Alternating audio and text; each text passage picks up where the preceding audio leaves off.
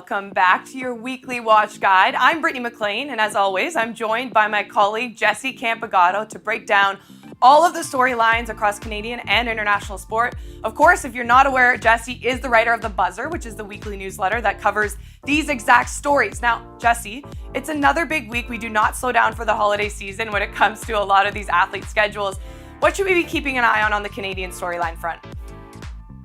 Yeah, Brett. So my Canadian to watch this weekend is the ski cross racer Marielle Thompson. So she's been a fixture on the podium for over a decade now. She won gold at the Olympics in 2014, took silver at the Olympics in 2022, won a world title in between there, and last season she won her fourth World Cup season-long title.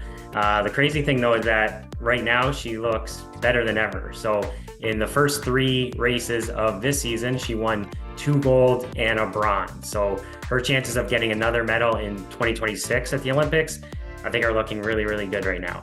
Unfortunately, I may have jinxed her by saying I wanted to talk about her today because this morning in Italy, she had her worst race of the season. She finished 13th. But luckily for her, she'll have a chance to end her year on a high note because there's another World Cup ski cross race at the same venue tomorrow.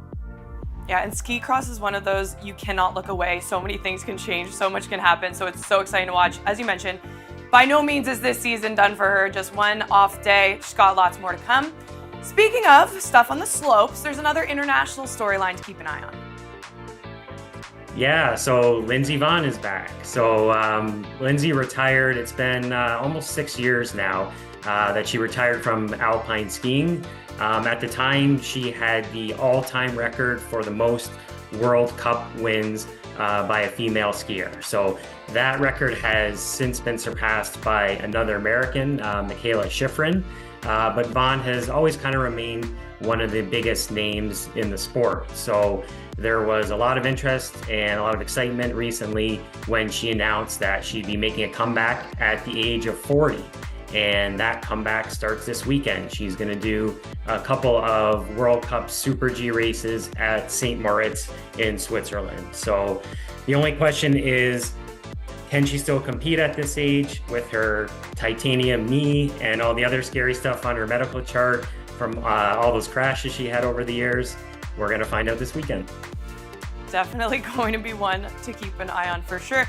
Jessie, we cannot go a week, it seems, without talking about football. Very passion forward for both of us. Can you tell me what we need to watch when it comes to college football this weekend?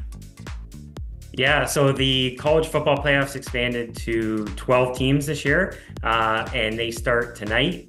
And it's a great matchup for Canadians because Kurtis Rourke, who's the quarterback of the surprising Indiana Hoosiers, probably the most surprising team in all of college ball this year, they're taking on Notre Dame. So Rourke is the rare Canadian to be quarterbacking a big-time college football team, and he's going to try to pull off the big upset tonight. And I would be remiss, Britt, if I didn't mention that the winner of this game is going to face number 2 Georgia, which is your alma mater. It sure is, and we do have some quarterback questions of our own, so we'll have to tune in to find out how that goes. Jessie, it's been so fun chatting about sport with you through the end of this year, and this is the last chance we're going to chat through the end of the year, 2024.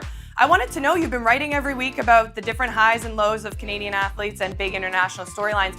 What's the one thing that stands out to you as a highlight of this year?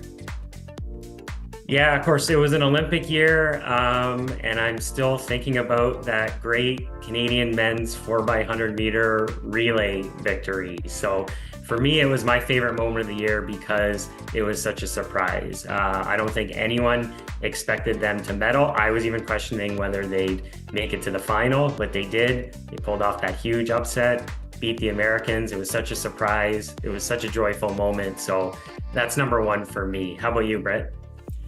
I think I have to go swimming. Nobody's too surprised, but we saw McIntosh win 4 Olympic medals. There was one night, though, that stands out to me. She won the 200 IM, which out of all of her events was probably the least likely for her to take the individual title, on the same night that we had 2 men on the 100 butterfly podium. So that was Josh Lando and Elia Haroon. So to win 3 medals, one of each color, on a night of Canadian swimming was one thing. As an alumni and as an analyst, was just, it stuck out to me as just so phenomenal and something to be really proud of, and tells you what the future looks like in Canadian sport, which is awesome. So thanks as always for keeping us posted on what's to come. We have lots to tune into though, so do not miss it. Ski cross, you can wake up early Saturday morning, watch that World Cup. Also dual moguls, if you're up even earlier, are Saturday at 3 a.m. and alpine skiing Saturday and Sunday from St. Moritz at 4:30 a.m. Eastern. If you're not already subscribed to Jesse's newsletter, make sure you're searching the buzzer CBC, enter your email, and you'll get that in your inbox weekly. Jesse, it's been so fun recapping sport this year. Enjoy your holiday season, and we'll see you in 2025. Yeah, same to you, Brett. Happy holidays.